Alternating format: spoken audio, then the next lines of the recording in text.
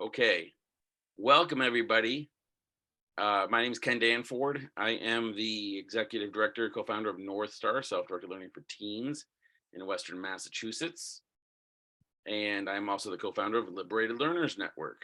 We're now with about 13 or 14 centers modeled after North Star, or all around the world, including the United States, Canada, Philippines, Australia.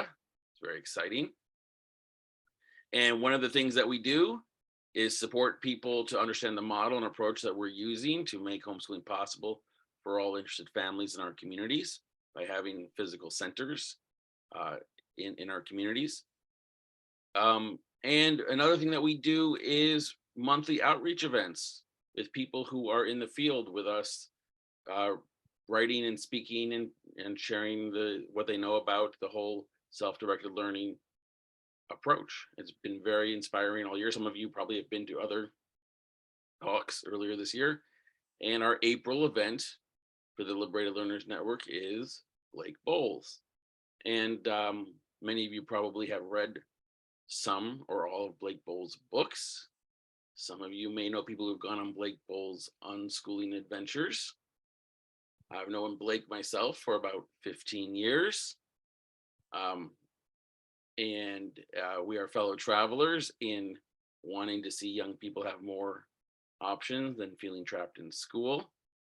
Both of us did go to school ourselves as normal, regular American teens back in the day and discovered this world for ourselves as adults and wanted to use our professional lives to make it more available. And this talk tonight that Blake is about to offer you is called Alternative Paths to College. And I just want to say a couple of things about that. First, when Blake is talking about alternative paths to college, and I'm sure this will resonate for most of you and the Liberated Learners Network, the whole approach that we're doing, this is not some secret high-tech sales pitch about we have a better way to get into Harvard kind of thing. It's not that this is, that's this is some kind of trick or this is some kind of special thing that we're gonna like give you the secret code to outdo school with our help. We're not. It's not some secret shifty thing that we're about to share with you. It's much more basic. That there's a whole nother way to live life as a teenager that we didn't really know about, and we're helping people do it. And guess what? If you do this alternative thing, you can still go to college. Who knew? Right? It's much more mundane and much more powerful and exciting and empowering for that.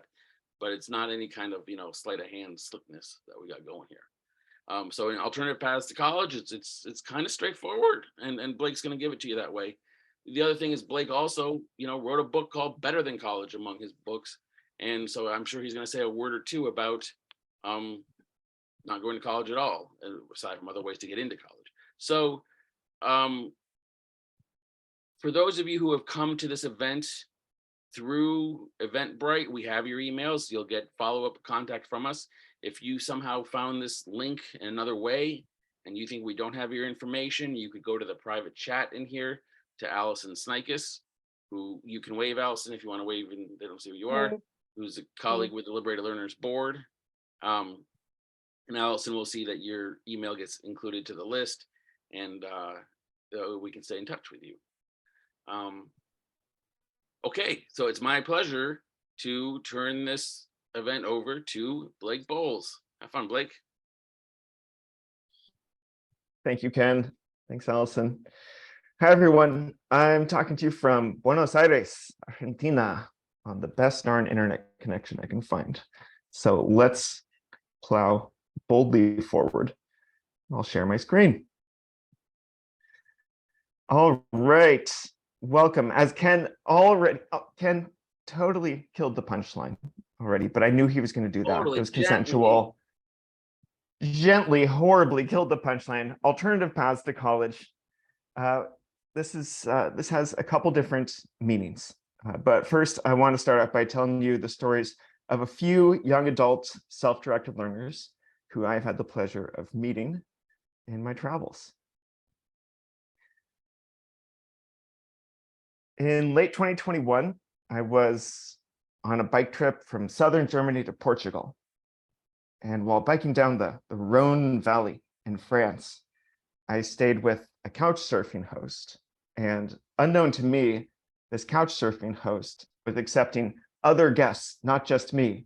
And so I ended up sharing this stranger's house, because that's what couch surfing is, staying with strangers. There's a reference system, so any bad actors get weeded out, with two 19-year-old Germans named Lily and Elena. And they were also biking. They were on a bike trip. And when I asked them to tell me about their bike trip, I was so surprised and delighted at the way that they were doing this first big bike trip. And this is what they were doing instead of going to college. When all of their friends from normal German public high school, which is where they went, in Germany, it's illegal to homeschool, fully illegal. This is what they were doing instead of going straight into university. And I'm going to let them explain what they were doing in their own words.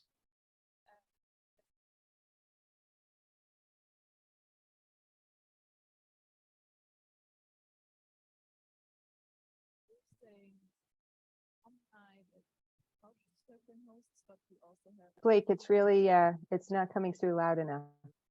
Uh-oh. Ken, our tech test failed. Let me try one more time.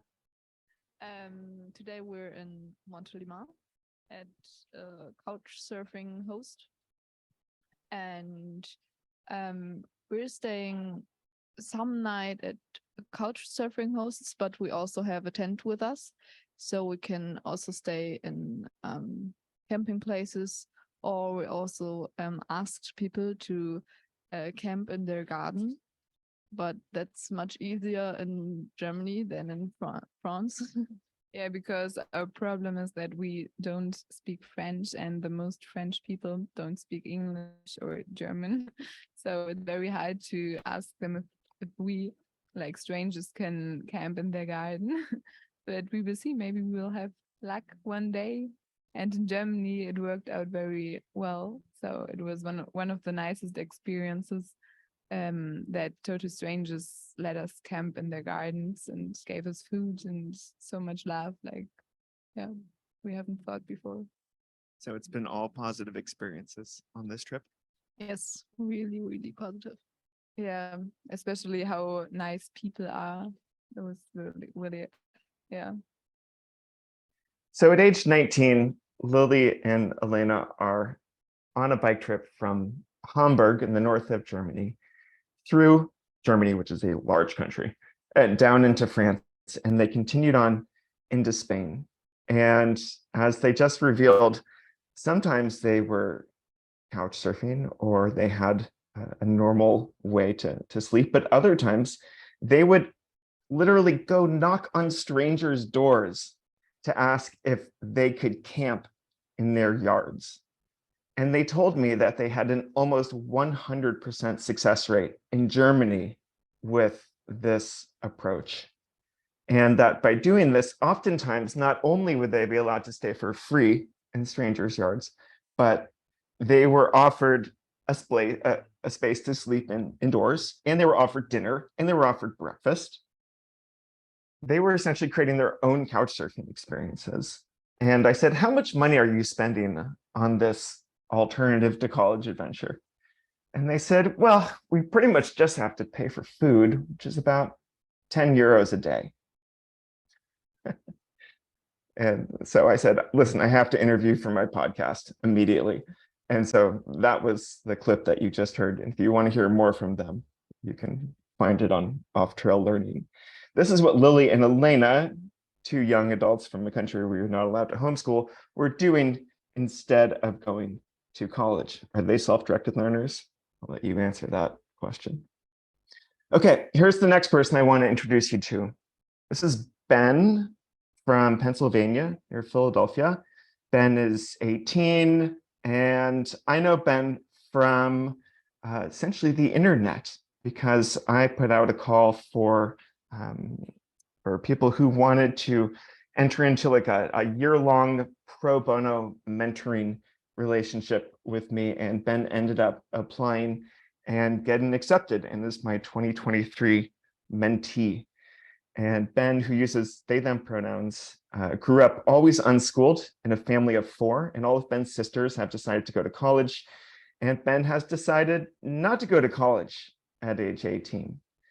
And this is a certain source of anxiety to Ben's parents, who have always been hoping that Ben would go to college. But Ben's one of those kind of classic unschoolers who got really into computers and coding and robotics at a younger age, and is now super into videography. And at age 14, produced a YouTube video explaining unschooling to people who have never heard of it before, then actually got a few 100,000 views. Did not become a YouTube superstar or influencer or make money that way, and is now very interested in creating a video documentary series about self-directed education, about unschooling. We're going to come back to Ben in just a moment. Ben has decided not to go to college for the time being. The third and final person I want to introduce you to before we move forward is Kina. This is the Kina that I met back in 2009. This video will give you a sense of who Kina is. She's the one in the blue beanie.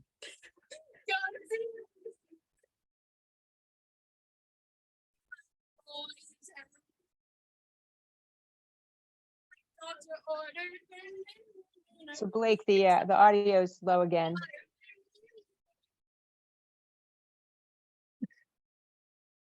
Yeah, we'll have a little audio trouble.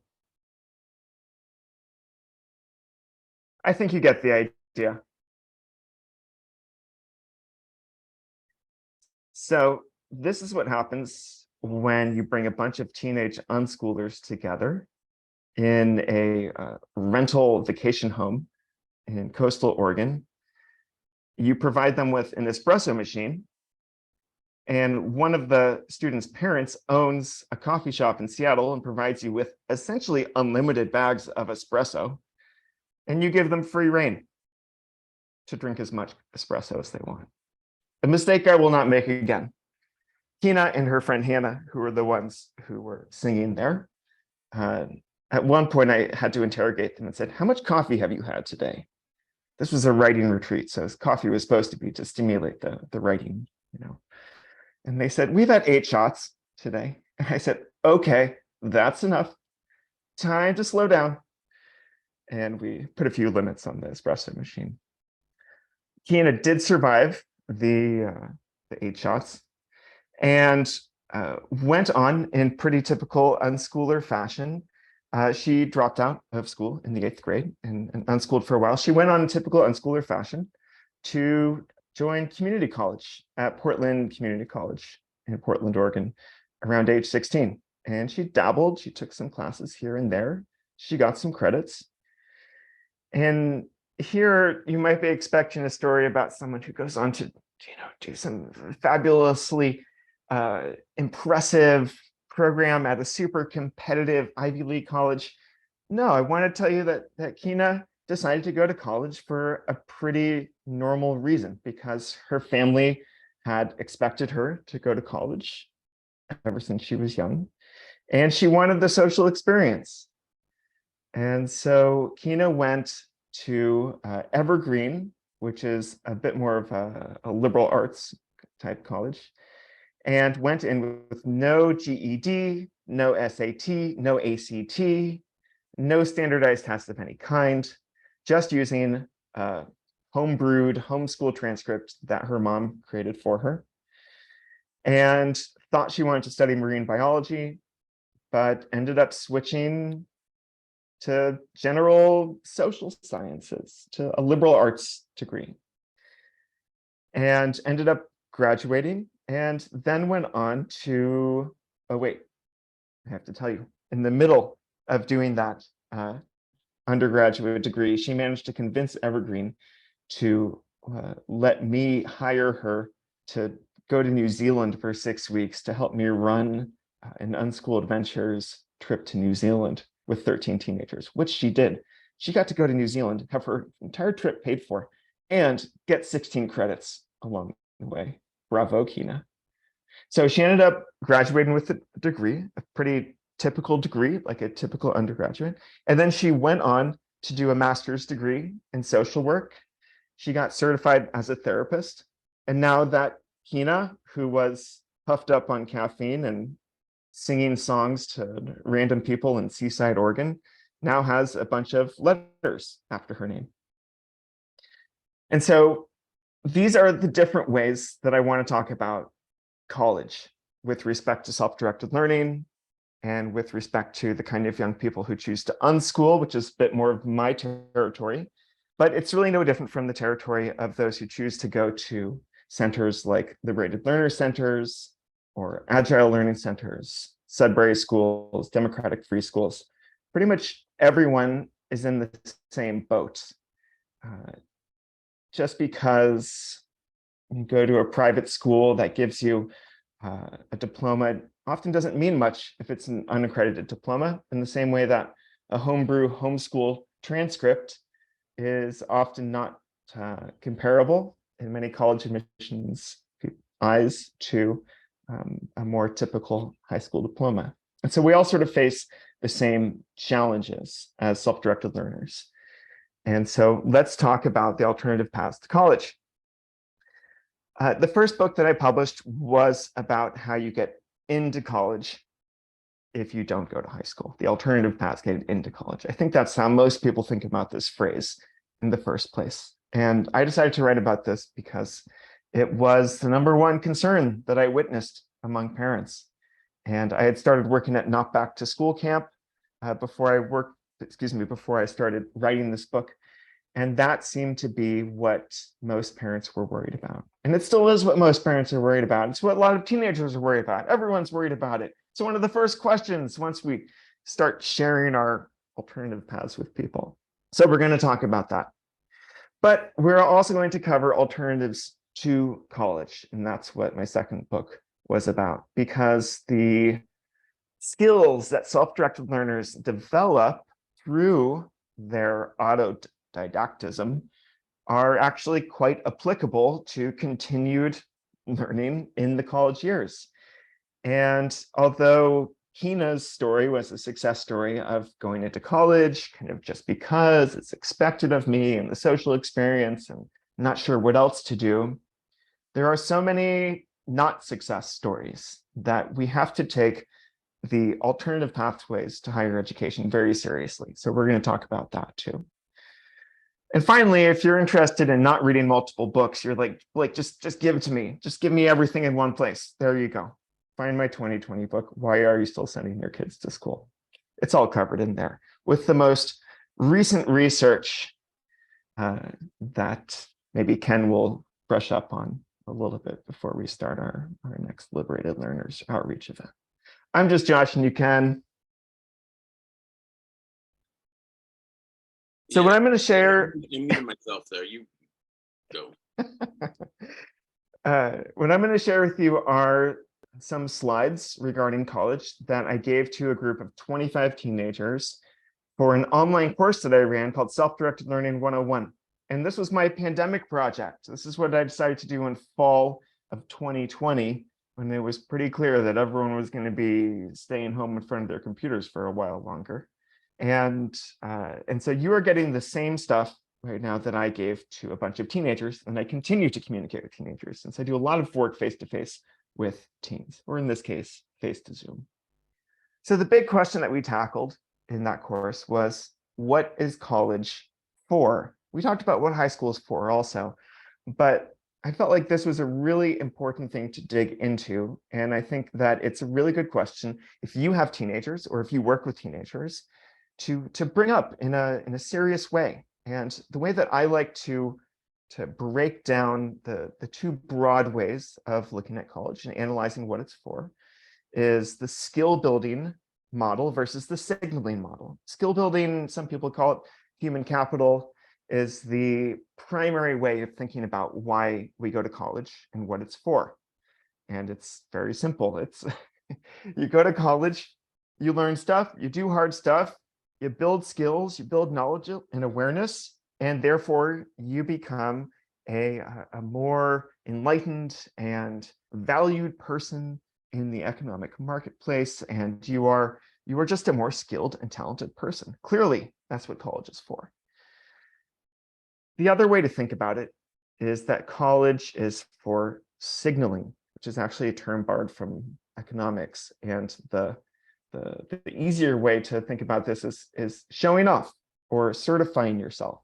It's kind of like you're a cut of meat and you are grade A, as opposed to, I don't know, do we even eat meat that's less than grade A nowadays? I hope not, but you get the point. It's a way of labeling and sorting and branding yourself. And so what I challenged the teens in my course to think about was which of these models might be more accurate through a few thought experiments. So here's the first thought experiment. It's a bit difficult to actually, for me to see people's hands raised or to check the chat room while I'm doing the presentation.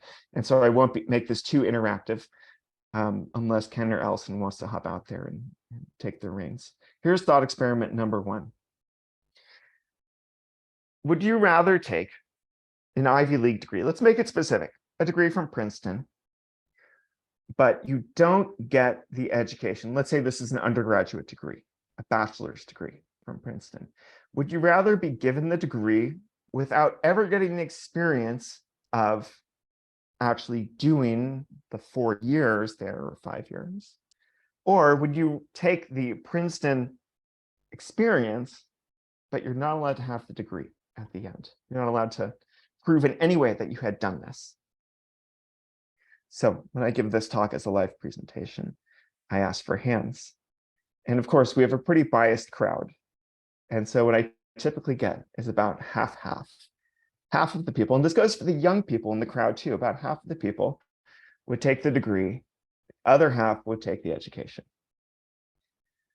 When I talk about this thought experiment with people who are not part of a crowd that already embraces or is already curious about self-directed education, overwhelmingly, the answer is, I would take the degree.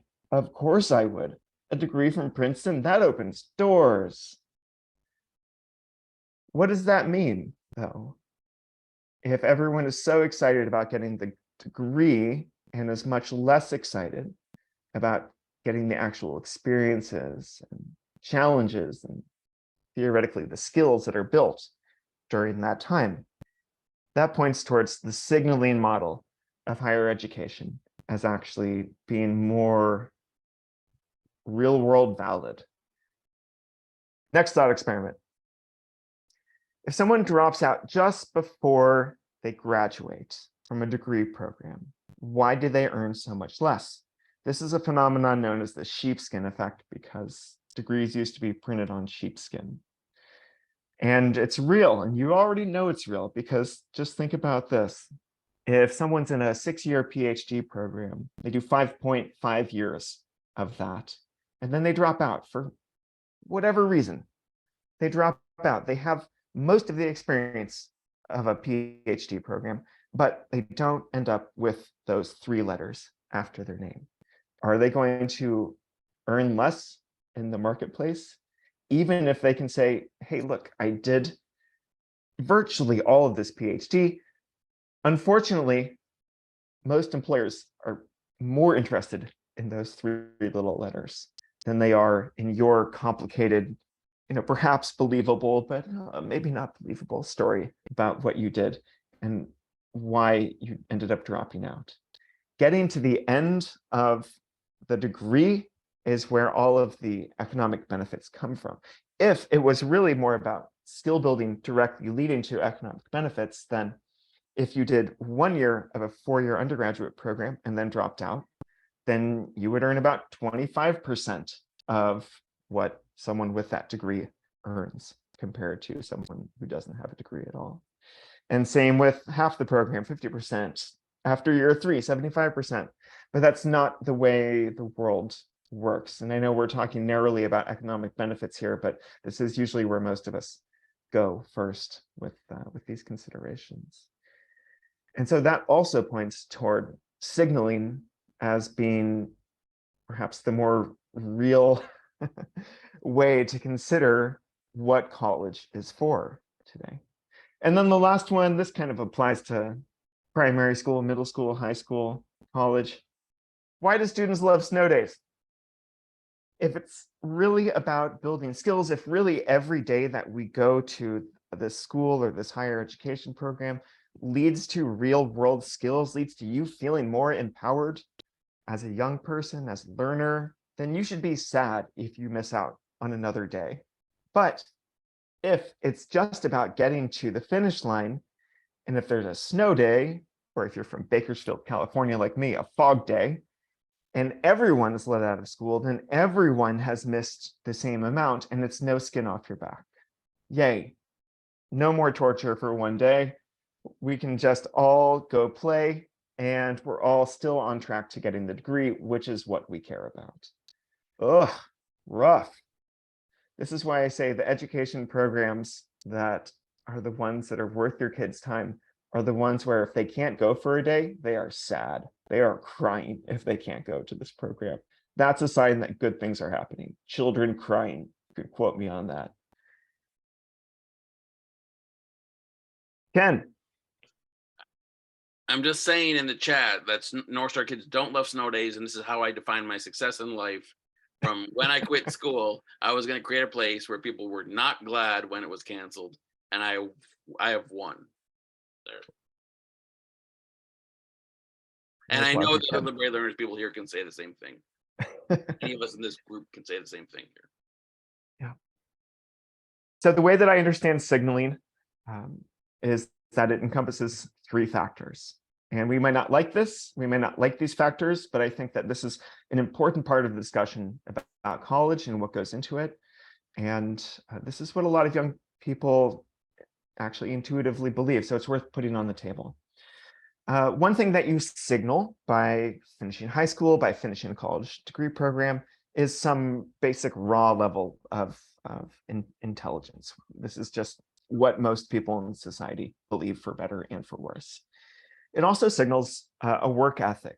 And I think that this is why there's such a penalty involved with not finishing the program, even if you get very close to finishing, because the idea is, can you complete the job? Can you finish the project? Can you show up on time?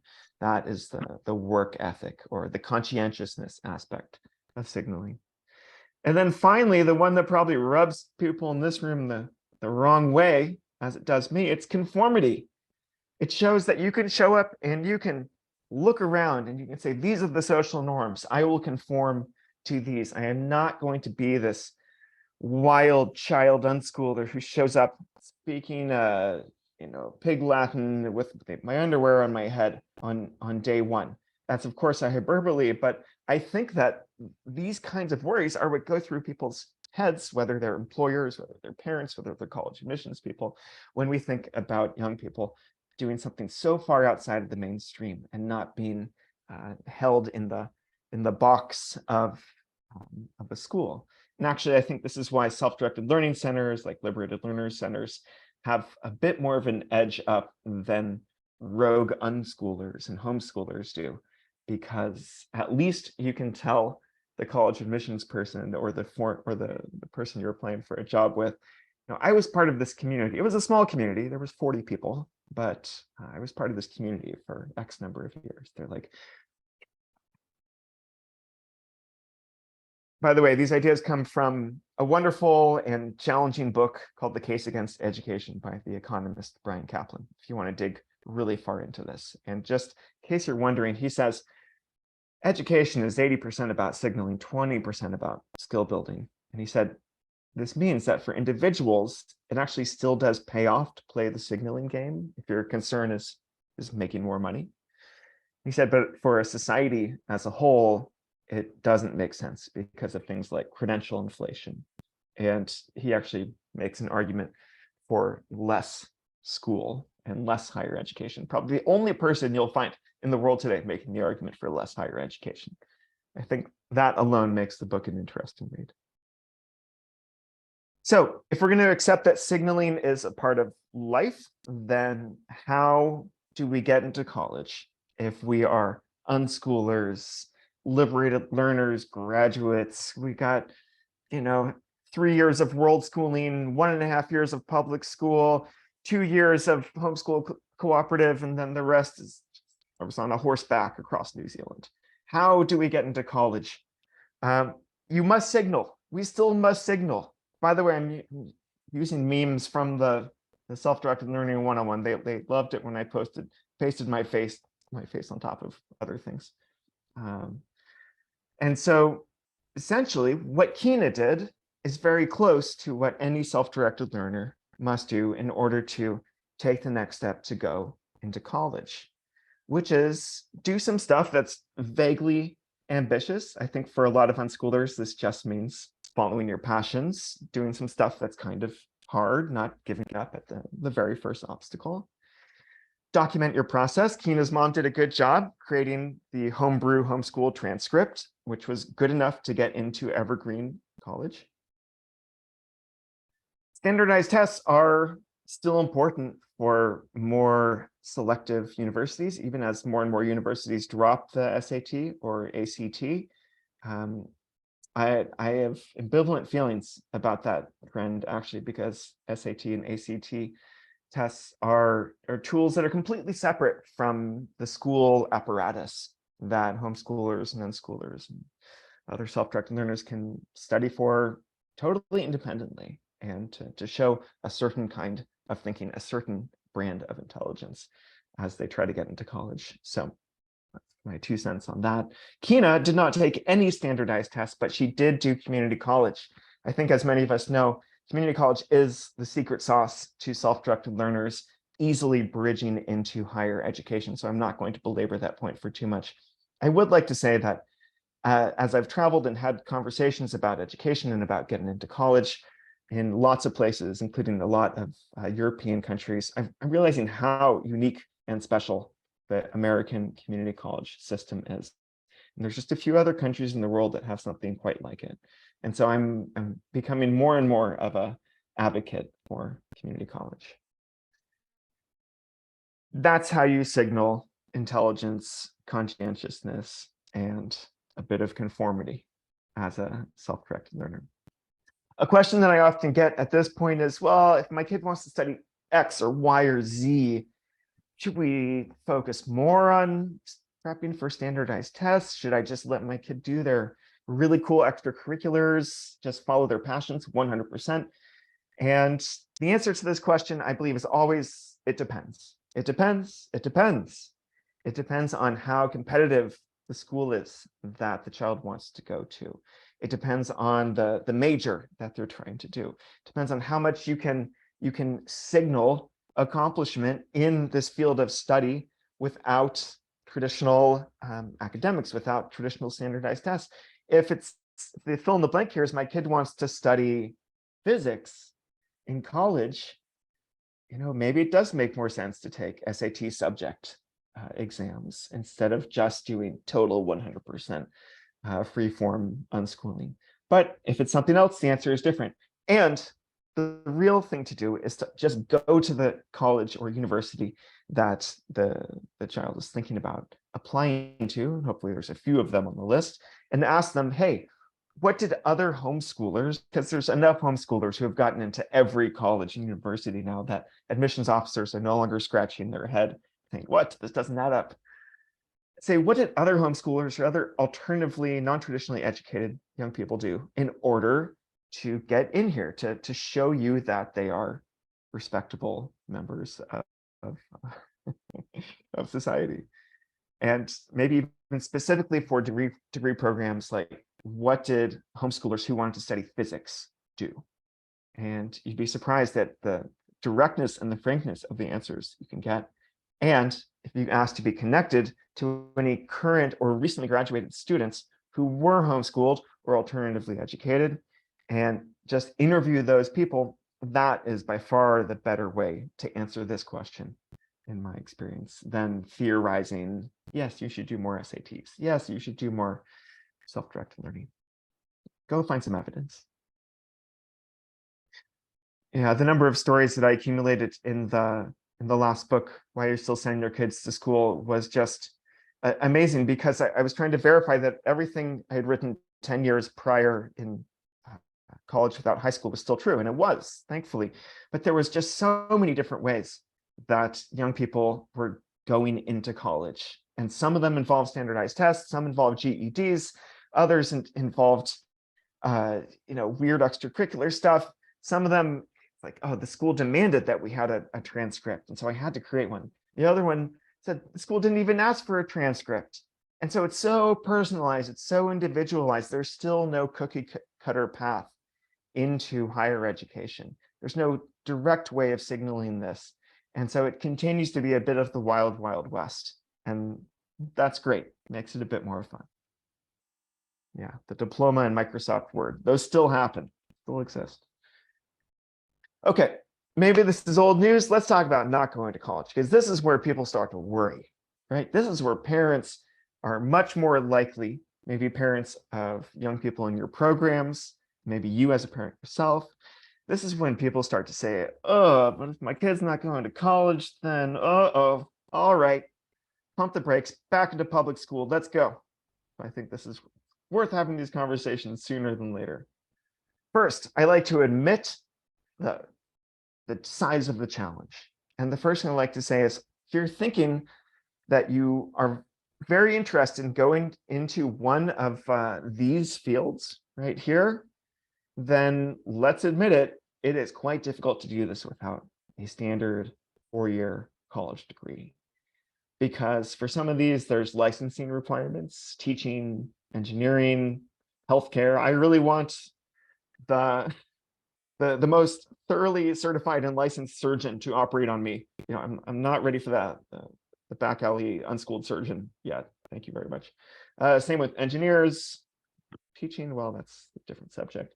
Other areas like science, finance, government, there is just more of a tradition of requiring degrees, or in science, pretty much the entire community takes place in institutions of higher education.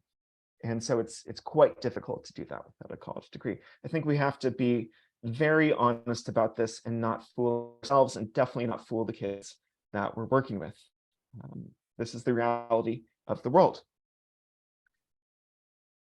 And the reality also includes some pretty broad fields that do not require college degrees, despite how much we all worry that we'll be ignored and shunned without a couple letters behind our name. So this is a smaller list, but arts is a big field. Tech is a big, lucrative field. Skilled trades, anything small business. This is a very large slice of potential things that young people can do, that if they feel confident they want to move in one of these directions. We can never know with certainty, but if they're confident, then say, move boldly forward. Because even if you spend a few years trying to go down one of these paths, if it doesn't work out for you, you can always go back to college. Yes, it's a little bit awkward to not be the same age cohort as everyone else. Yes, maybe you have to explain yourself a bit more, a bit differently, but I think that's often worth it for the chance to do one of these things immediately and to dive right in, instead of plodding through multiple years of college when it's really not where you feel like you need or want to be. One of the small group activities I had my self-directed learning 101 group do was to find me 6-figure jobs that don't require a 4-year degree. And yes, we're still focusing here on money, and that's not what life or college is about, but it is what I think a large degree of college-related anxiety is about. And so I feel like it's worth tackling that right off the bat. And then we can talk about other measures of life satisfaction. And so it's amazing how a group of teenagers given 5 minutes in the internet will answer this question. And it's amazing what they find. And it's always a little bit different. There's the standard like elevator repair person, or commercial pilots and air traffic controllers. But also, there are a lot of fields out there that are like somehow related to sales and marketing. There's a lot of fields out there that are related to the skilled trades. And this is a big eye-opener for a lot of people, because a lot of us, especially coming from families where everyone has gone to college, or especially has done advanced degrees, oftentimes this is not even part of the conversation. And then they go online and they say, oh my gosh, plumbers make a lot of money right now, especially if they own their own businesses. Electricians make a lot of money. What's HVAC? So I like to say that this list is something, a lot of the stuff is never going to go away. I know many young people who do this stuff, carpentry especially, as a part-time gig to fuel their wild adventures and their self-directed learning outside of however much time they decide they want to commit to this work. And they will often have the amount of money in savings at age 22 that their peers have in debt at that same age. And so I think it's really worth bringing this up, even if maybe someone doesn't suspect that they're interested in moving in this direction.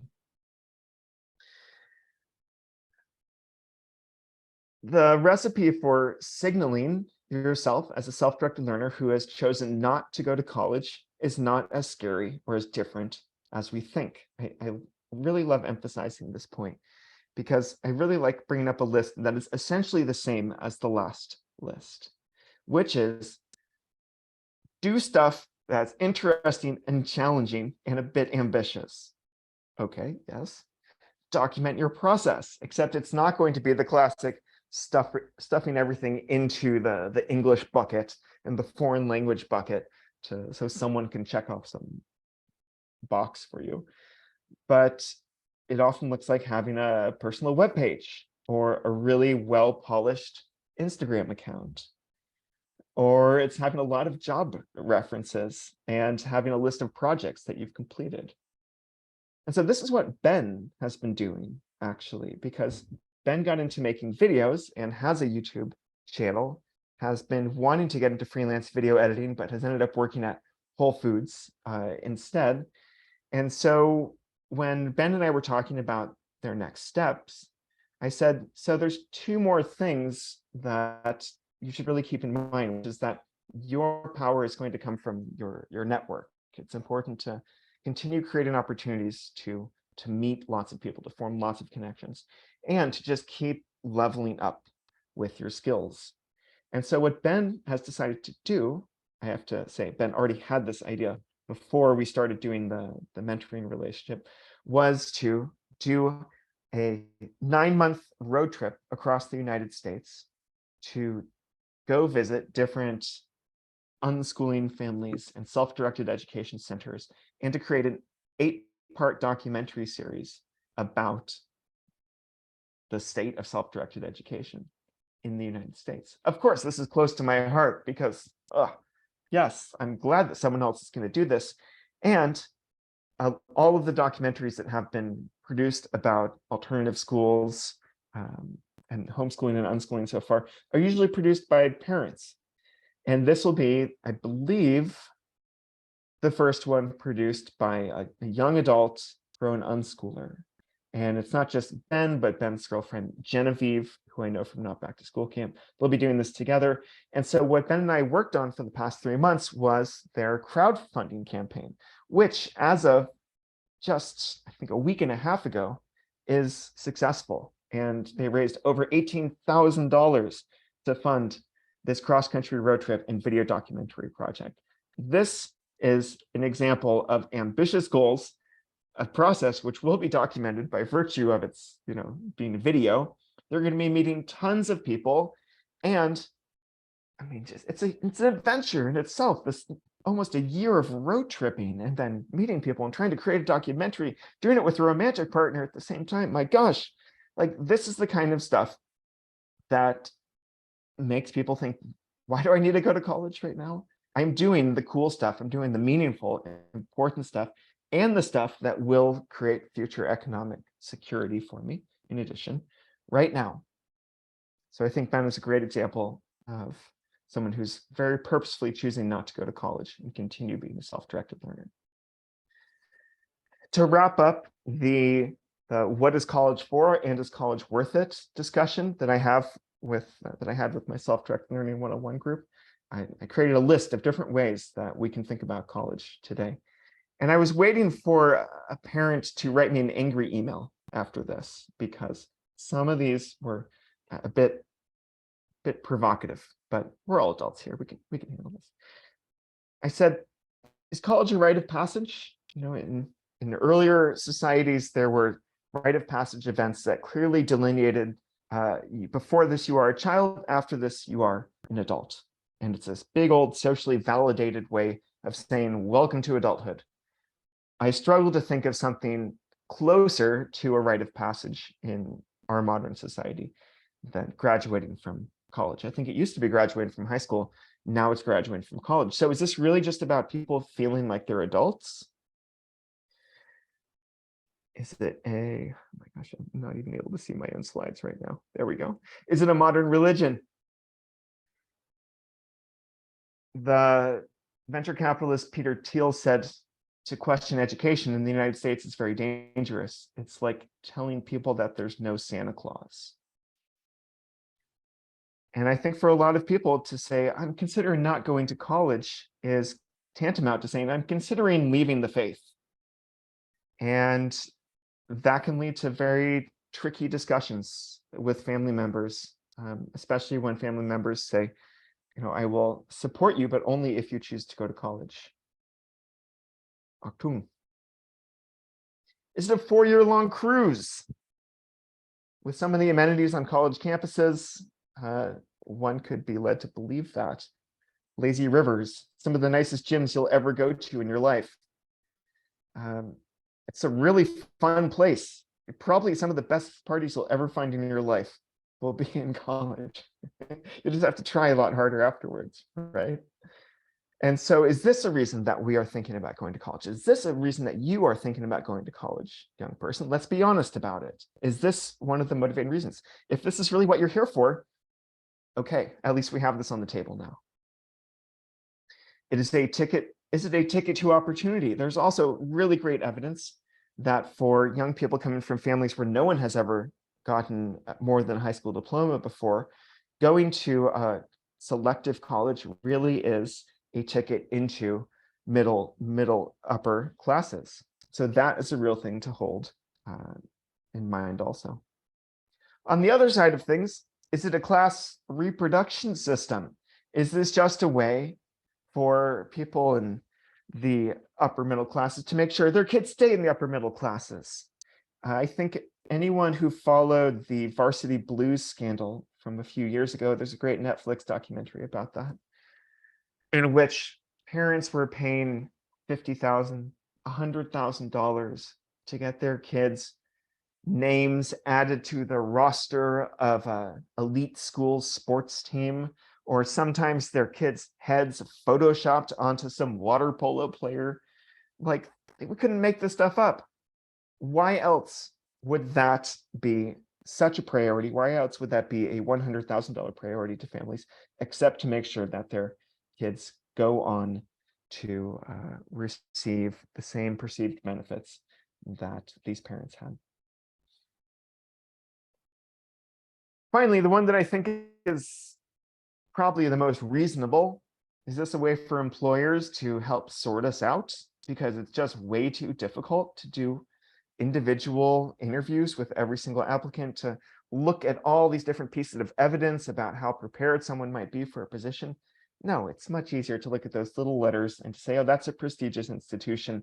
Yes, let's go. And finally, oh boy, is it a debt factory producing wage slaves? This is something that young adults in Europe largely don't have to worry about. When I asked my friends there, how much did you pay to do your undergraduate? They said, it was about 500 euros. And I said, was that for the books? They said, no, that's for the year. Okay. So when you go to university in a place where it is socially subsidized, you are only gambling with your time instead of your money. Got it. You're still gambling with your time though. Just because college is free does not mean you should go or everyone should go. And on that topic, here in the US, I think that it is irresponsible of any of us to not bring up the topic of student loans. And I have been yet to find any short piece of media that discusses this topic better than a video from 10 years ago. Allison, Ken, this one definitely needs audio, so maybe you can give me the thumbs up if I need to up my audio, thumbs down if I need to turn it down, and go like this if it's like not working at all. Okay, here we go. Let's see how this goes.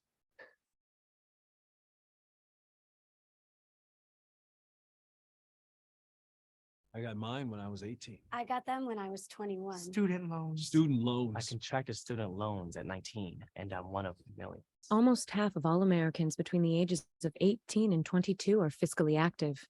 Many do not understand the risk they are taking when they contract a student loan. All of my friends were going to college. I just wanted to fit in. Now I have a degree in comparative philosophy, no job, and a full-blown case of student loans. Studies show that those infected with student loan debt are less likely to date regularly or have bed frames. Even if not exposed to student loan debt directly, they can be transmitted by legal marriage. I married the love of my life, except she didn't tell me about her student loan debt. Now it's our student loan debt. It is possible to lead a healthy, active, fulfilling life with student loan debt. Just not for very long. I used to love cereal. Then I contracted student loan debt, and now it's all I eat. I miss protein. Student loans only get worse with time and can manifest in many ways. Studio apartments, having roommates well into your 30s, top ramen, and driving a car older than yourself. If you have been exposed to student loan debt, contact an accountant today. There is no cure for student loan debt, and there is no hope. So I have rich parents. Have rich parents. Have rich parents. Or play the lotto.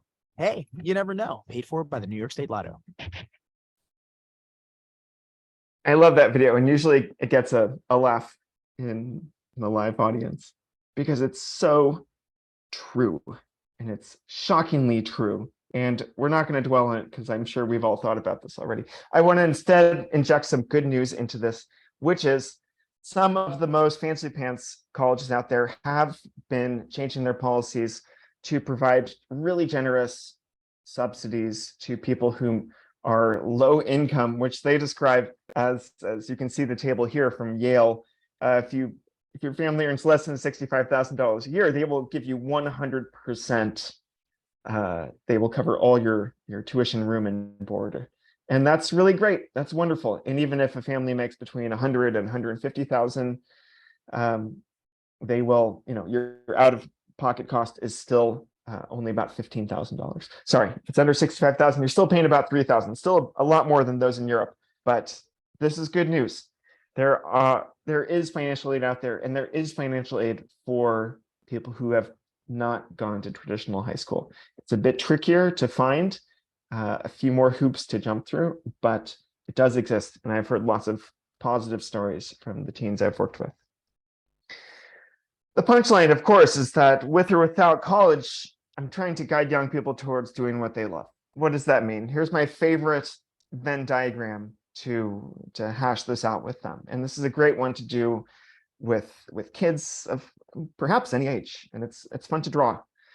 And you just have three bubbles with some overlaps: passion, skill, and market. What you love, what you can do, and then what people will pay you to do. So then I ask people, what does it mean if you are only passionate about something, but you have no talent for it? Nobody will pay you to do it. Called being a fan. If Ken really loves watching baseball, but Ken's not that good at playing baseball, I'm not trying to make any assumptions here, Ken, and nobody will pay Ken to not be good at playing baseball, Ken's a fan. Great. If Allison was forced to take piano lessons when she was young, and now she can play the piano, but she has no love for it because it was a traumatizing experience. No one will pay her to dejectedly play some piano. Then Allison has a talent for the piano. And finally, if there's something that people pay for, but you have no love or skill in this area, it's just called a need. And so where we go with this is I say, what is it called when you're passionate about something? You're skilled at it also, but nobody's paying you money to do this thing. A lot of people get this one pretty quickly. They say, yeah, that's called a hobby. Good. What's it called when you are skilled in something? You know that people get paid to do this, and you can be one of those people, but you have no love for this thing. Allison takes up freelance piano gigs. Allison has a job. And finally, you're passionate about something, you know that people get paid for it, but you're not yet good enough at it. It's your dream job. So this is a great, easy way for kind of corralling young people into this center area with or without college. And it's a great way to say, is college, is university required for you to move in this direction? Because sometimes there are gates and gatekeepers that really do stop young people from moving in this direction. It's also worth having the discussion about taking a job in order to fund your hobby or to move towards getting your dream job into a reality, the moonlighting approach. So, fun little graph. Another question that often comes up in these discussions that parents ask are, my kid really wants to keep doing something kind of unschooly, kind of self-directed. Are there colleges, are there universities or programs where they can continue to be self-directed learners? The punchline is yes, but I'd like to start here and say, there are many ways that you can be a self-directed learner in something that doesn't look like a college. The very first Unschool Adventures trip that I ever took to Argentina in 2008, the first 2 weeks of that program were doing homestays and Spanish classes at a Spanish school in Bariloche, the capital of chocolate in Argentina. Skiing and chocolate, great place to be. And the other students at the Spanish school that they went to were there because they wanted to learn Spanish. And they were also doing homestays. And these are people from all over the world, pretty diverse age range, although predominantly people in their 20s. And I said, you are in a self-directed learning program right now. This is something that no one will stop you from doing. You can move to any foreign country and you can learn the language there. You can live with a homestay family. You can do this very affordably. And this is a form of self-directed higher education. Yes, but what about, no, this is great. Do this for 6 months and then figure out what comes next. You will not regret this. There are also gap year programs which very much fit the bill of self-directed learning for college-age people. One of my favorite ones to talk about is run by my friends Dev and Marion out in Western Colorado, called the High Desert Center. And the amount of stuff that they pack into just a few months is amazing. You get to learn how to do natural building like straw bale and passive solar building, go on backpacking trips, road trips down to the Southwest, homestays, learning Spanish. Partner dance is a big part of this. All of this stuff that is kind of the stuff that young people typically crave in high school and often crave in college when they're only being fed academics, but they want to do something that feels real. I get that. And there are programs out there for people who need a heavy dose of real in their lives right now, not just more pure abstraction. And there's all sorts of other programs. If you're super into entrepreneurship, and there's this program called Praxis run by a bunch of grown homeschoolers in which they will give you this liberal arts curriculum to sort of do as night school in a self-directed way while you're doing a full-time paid internship with a company and earning, I believe, a guaranteed $50,000 in your first year there. That's cool. Yeah, that's a cool way to do this. There's networks of colleges that are much more focused on self-direction, and typically there's a more liberal arts type colleges. Evergreen, that Kina went to, is one of these. And so one of my favorite networks to tell people about is Colleges That Change Lives. Check some of those out. A lot of these colleges, they actually mandate that undergraduates design their own degrees. I designed my own degree when I was in undergraduate at the University of California, but I had to fight for that opportunity. It was not easy. There are colleges that make it actually quite easy to be very self-directed. And finally, for those super tech geeks out there, there are self-directed programming centers. One started by a grown unschooler is called the Recurse Center in New York City, in which groups of people who are passionate about programming and who have taught themselves or learned programming in any which way, it doesn't really matter, get together to work on projects together. And that is the center. It's like a co-working center. It's free the way that they make money is that they share their members with tech companies that are trying to recruit, and then the Recurve Center gets finder's fees. It's a great model. And that they're not the only one. There's many other models for tech geeks that are quite similar. So yes, there's all sorts of self-directed alternatives to higher education out there, or different forms of higher education. But we here in America, we love to pay for stuff. We love to sign up for programs. And I encourage you, young people, anyone working with young people, to ask yourself, what would Lily and Elena do? WWLED. Remember Lily and Elena, who at age 19, not having done anything like this before, got on their bikes, strapped some bags on, and just started riding towards France, knocking on people's doors to see if they could camp in their yards on an adventure, spending 10 euros a day. That is a model for self-directed learning. Lily and Elena are both going back into university now. They're doing, I think, what the fairly standard young, adventurous young adult in Europe does, which is they take a gap year or two. Some of their gap year time was spent in service, working, volunteering. Others, this kind of cool outdoor adventure and travel stuff. I know that Elena also got to go to Peru and ended up working in one of the top restaurants in Lima for multiple months. I mean, these are the kind of things that I think we imagine people did in the 70s that are impossible today because the world's too dangerous. And no, you can still be 19 and fly to Peru. Okay, Peru's a little bit dodgy right now. Let me choose a different country. You can still fly to Chile, and you can go get a job in a restaurant, and that can be your alternative to higher education. Is that going to be the alternative forever? No, it doesn't have to be forever. Just like when kids choose to unschool when they're age 11, doesn't mean forever. They choose to go to a liberated learners center when they're 13. Maybe it's going to serve them really well for 2 or 3 years, and then they really want and need to do something else. And so it's, does this work for this kid right now? And is it not putting them into irrevocable student loan debt? That is the question that Americans have to ask.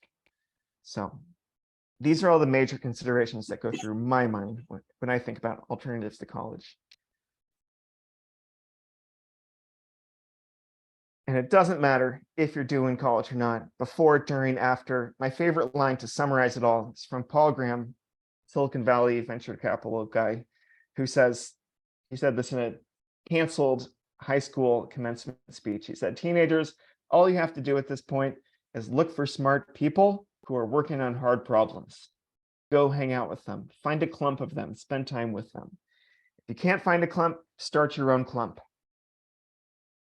If you have to go to college to find these people and to find these problems, like for example, if you're really into science, you might need to go to college to do that.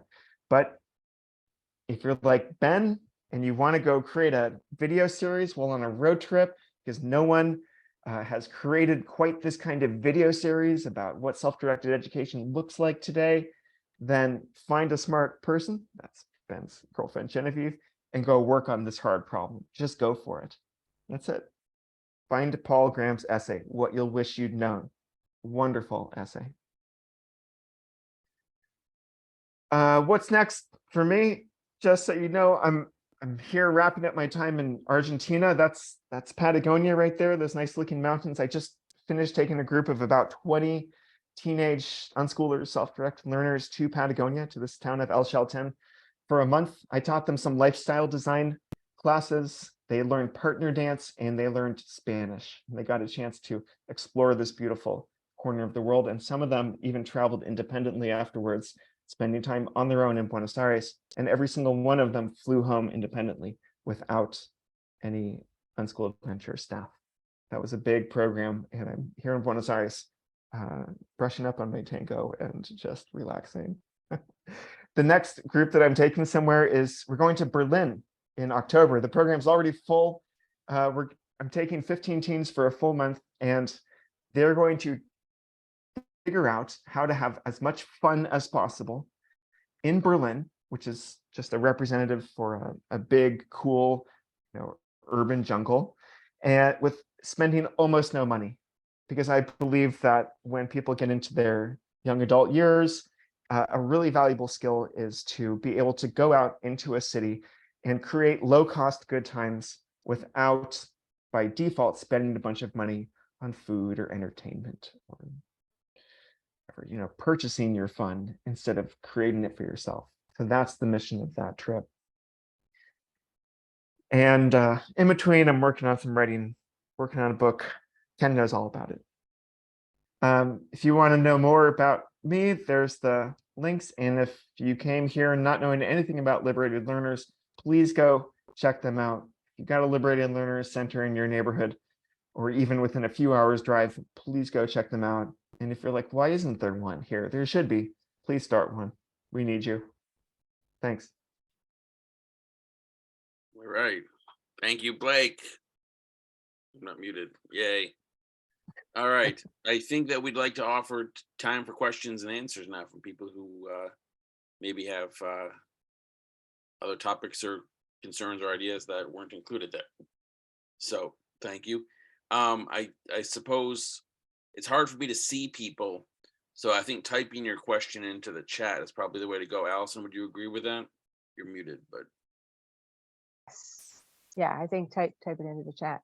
All right. Hey, Blake, I have a statement. Well, I'm waiting to read the chat from other people's questions. On the list of reasons to go to college, it wasn't to actually learn it. You didn't have to learn stuff, like to master the discipline that you love. Couldn't you go to college to become a, nerd out and like master calculus or whatever? Yes, of course, Ken. And those are the self-directed learners I run into, who I say, oh, even if you need to take on some student loan debt, like you clearly belong in college. The ones who are so interested in something, and the smart people and the hard problems to be solved are really only going to be found in a college environment. I say, go as fast as you can. Maybe even start early. So, all right. Yes. I'm going to read the chat to you, okay, Blake? Okay, thank you. From Jim, college is mostly signaling. How do unschoolers actually survive there? There's some interesting, there's some interesting research on how homeschoolers adjust to college environments. Essentially, within the first semester or the first year, there's often some things like essay writing, I believe, that's shown to be an area where they have to catch up.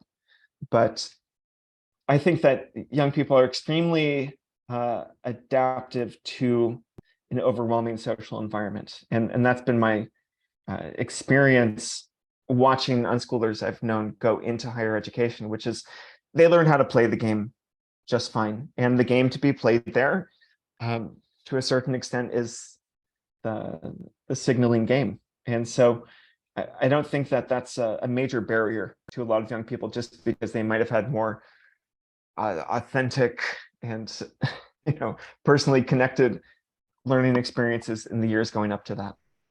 Yeah. Can I add in to that? I'll be brief because it's your show. But a lot of unschoolers start with community college. I don't think community college is at all about signaling, and I think that unschoolers end up going to college because they see it as a rational thing to do, not because it's just an age step to do that. People do automatically when they graduate from high school. Also, a lot of high school graduates don't make it through the first year. There's a lot of attrition among. Thank you. That's an excellent point to make. Yeah. Well, Blake, actually, can I add? Oh, Ken, I'm sorry. I just wanted to add on to it. I probably didn't make myself clear on the question.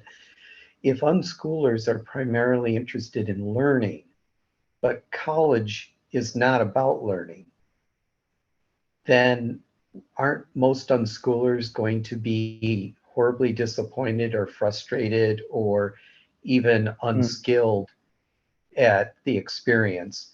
And I think your example with the snow day thing. So you're at college and you rush off to the class and you get there and there's a note on the door that says, hey, canceled today. Most college people go, oh, good, thank you. But aren't we talking about the people that go, hey, look, I'm paying big bucks here for this learning experience. What is it with this professor? And I'm going to actually drop a name here. This past summer, I had lunch with Brian Kaplan and his two sons who had just finished their freshman year at college. And they chose to go to college knowing that it was mostly signaling, but their goal is to become a college professor, like their dad. Okay. And Brian admits that he's a hypocrite. He is living off of, well, no, I mean, he is consciously living off the tuition, and he's at a public university, so mostly tax dollars there. But the thing is that I'm just thinking that if most of our members that are centers are there because they don't like traditional school, because even high school is about signaling, okay? You don't really learn anything in high school. They're there at our offerings or classes or the center experience for actually learning something. So what is the value or the of going off to college, traditional college, for most of our members? I guess that's the thing I'm asking is it really worth going to? And you do bring up some great choices that are alternatives to college. But what do I say to the person that says, hey, I really want to go off to college? And I have to tell them, hey, my 4 years at college were a waste of time, which is my experience. I enjoyed it, okay. But as far as learning anything that was of any value to an employer, nope. And I will tell you, as a human resources person, most employers do not care at all what you took in college. Yeah. And I think Brian's research backs that up. So Yeah. yeah. So two things. The first one is, yes, I have heard stories of very passionate self-directed learners going to college and being like, oh, other people here are not really serious about learning, in the same way that when they go back to high school because they want the American school experience, they say, oh, this is not quite like the Netflix show depicted it. And so, yes, to that. As to what reasons should you give them to go to college? Well, I think as with the list of professions that would be very difficult to do without college for licensing or for kind of traditional, we just expect everyone to have a bachelor's degree here.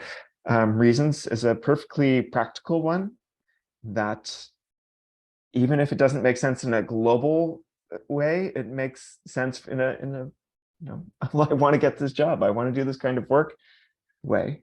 It's the gatekeeper. I have to pay the gatekeeper. And so I think I like talking about the signaling versus skill building, the Brian Kaplan breakdown, because it's a way of kind of rationally understanding a system that can feel so irrational at times, and to say, yes, the world is a bit messed up. You got to go and do stuff that's not going to make some sense, and that can be a bitter pill to swallow for someone who's had such a a wonderfully sense-making education up until then. Yeah, I think that's all I have to say. Good question, Jim. And cool that you got to meet Brian and his kids. I also got to meet them. Hey, Blake, I got a question from the North Star parent. A North Star teen wants to know if to become a psychologist, you put that on a list of you need to go to college to become a psychologist. Ken, you already know my answer to that question. Yes, one does. Well, I was also going to say it depends, but probably. Well, most helping professions have requirements to be in them as the helper, don't you think? That often involve college degrees. This is exactly one of those questions where I'm not actually qualified. I have a guess, like you have a guess, which is you probably have to go to college for that. But I would go find some psychologists and ask about this. It's the number one thing that teens can, and I often think should be doing when they're in career exploration mode, is just finding working professionals to ask about this, and also college admissions people. Verify, trust but verify, Ken. I will be glad to follow up with that family specifically. Yeah.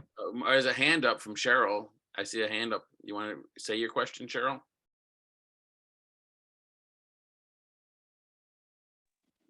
Hi.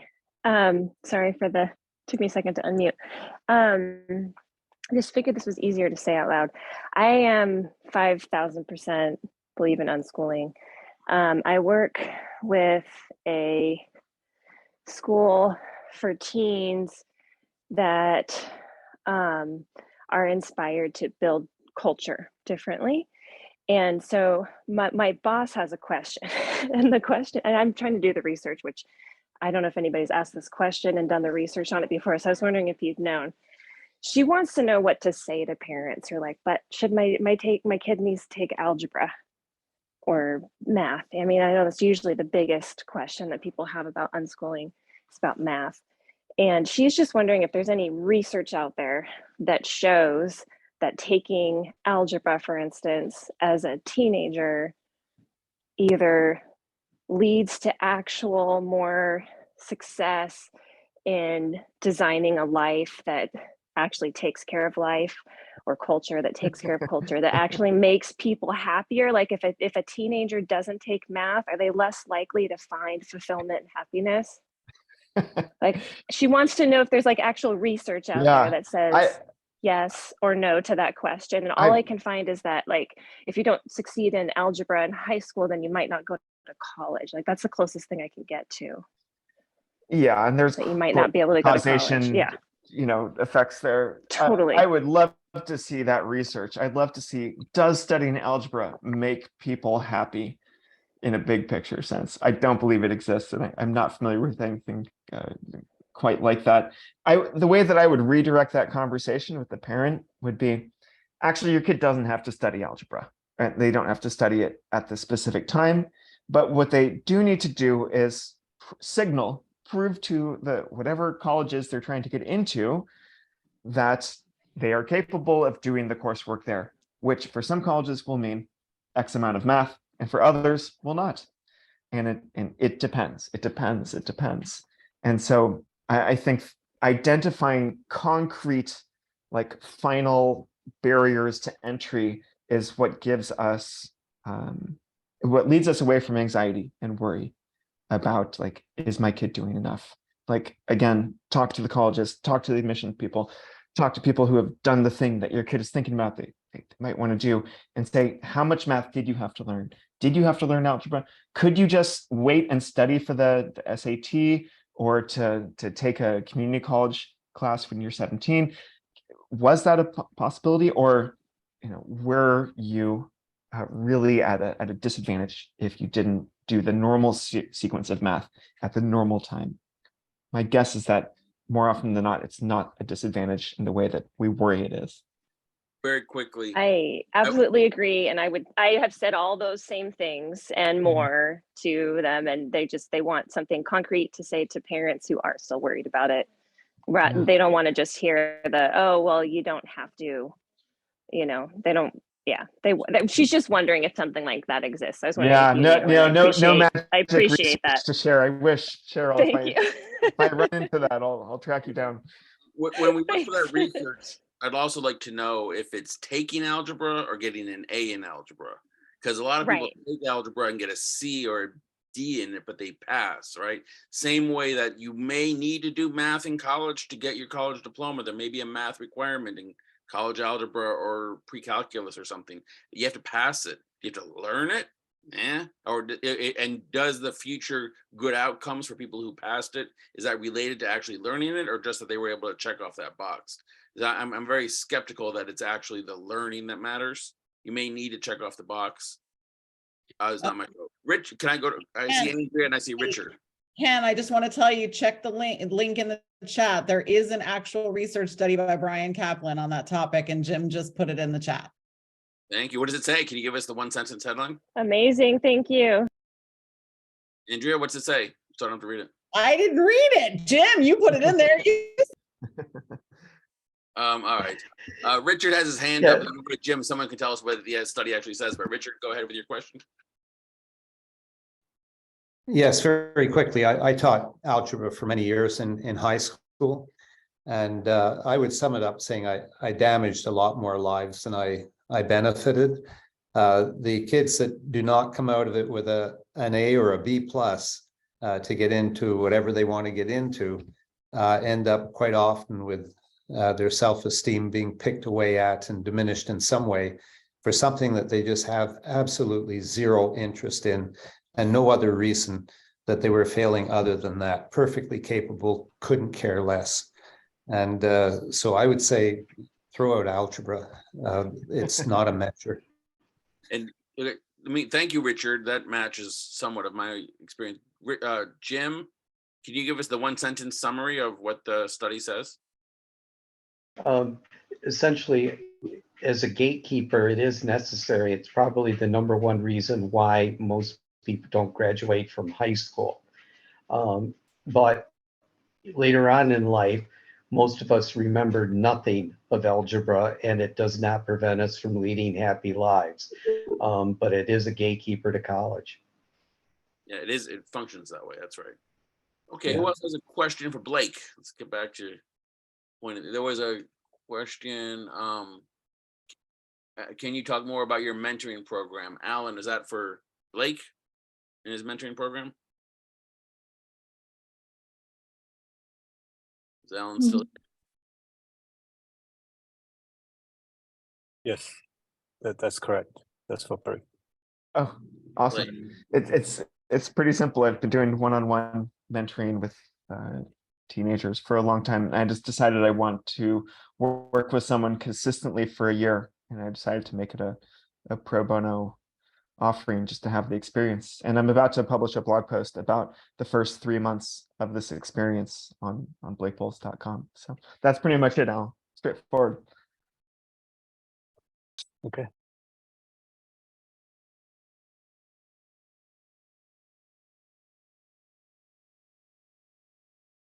There's no more questions. We've run over time. No, we're going 8:30. I've got at least 4 more minutes. Come on.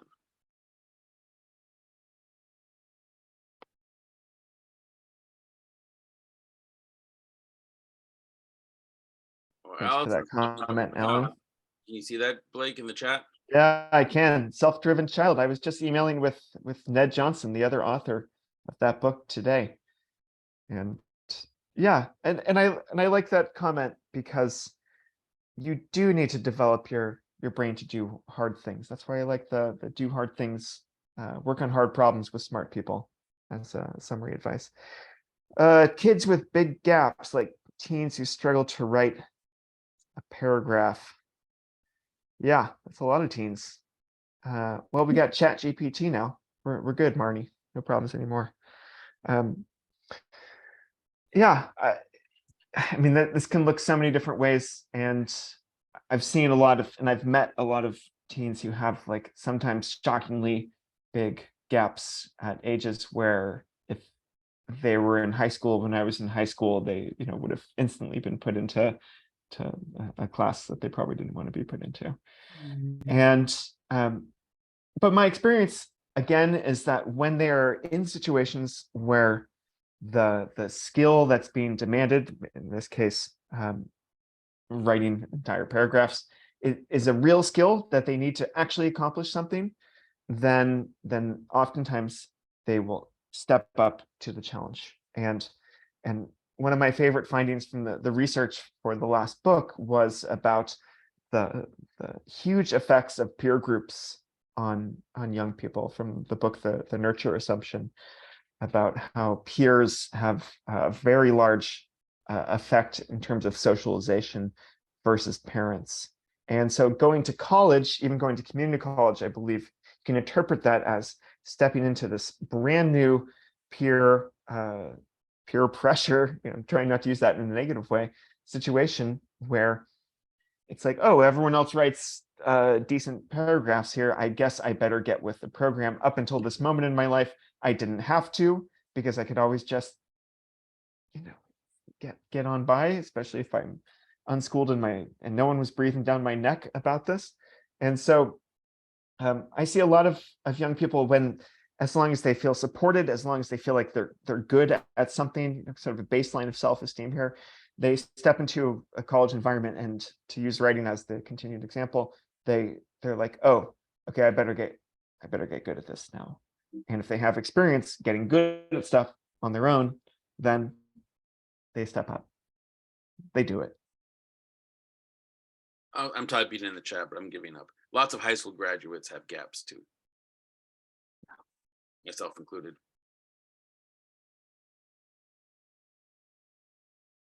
Oh, and what about early teens who haven't found their passion or inspiration for ambitious goals or any particular goals? Yeah, I hear that one a lot, and it's common, and it's what makes people think like, at least the kids in school are being forced to do some stuff, right? At least they're checking off boxes, and this kid's sitting here, they're supposed to be self-directed, they're supposed to have this magical passion that bubbles up once we just take off all the restraints, but no, they're just sitting there. Someone I know might call them a knucklehead. And what do you do with this situation? Leave them be. Leave them be, and get them to hang out with as many different kinds of people as possible. I think that just being around other young people who are doing stuff, this is the big need that I see being fulfilled on my programs at Not Back to School Camp, where I work. Just being around other people to be inspired and to be cross-pollinated by them is the huge advantage of in real life gatherings. And so I think the way I'm redirecting this question is, should you be worried about the early teen who doesn't have a passion yet? No. Should you be worried about an early teen who doesn't have a passion and who is not really interacting? I mean, in real life is preferable, but Discord is a wonderful platform. There are many ways to interact with people online. Ben, as an example, in my talk, was largely making their friends online throughout the teenage years, including a lot of different age group friends. And it was a very positive social experience. So I would be concerned about someone who is like truly isolated and has no passions. I don't know how often that person actually exists, but that's what would make me a bit worried.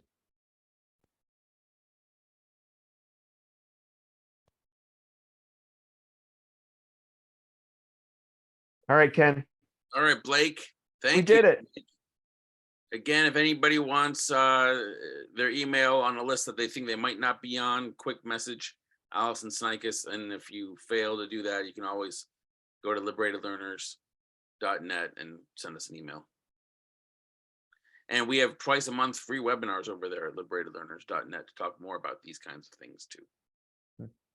And can I add, our next event is May 24th. It's going to be a panel of self-directed learners hosted by one of the learners. And so 7 to 8 p.m. Eastern time. So if you get on our mailing list, then you'll receive information about that, or follow us on Eventbrite, something like that. Go Liberated Learners. Woo-hoo. Yeah.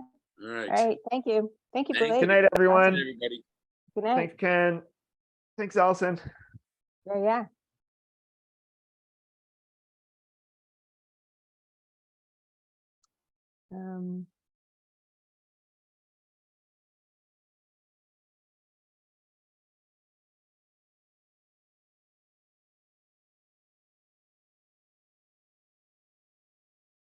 Where's my recording button?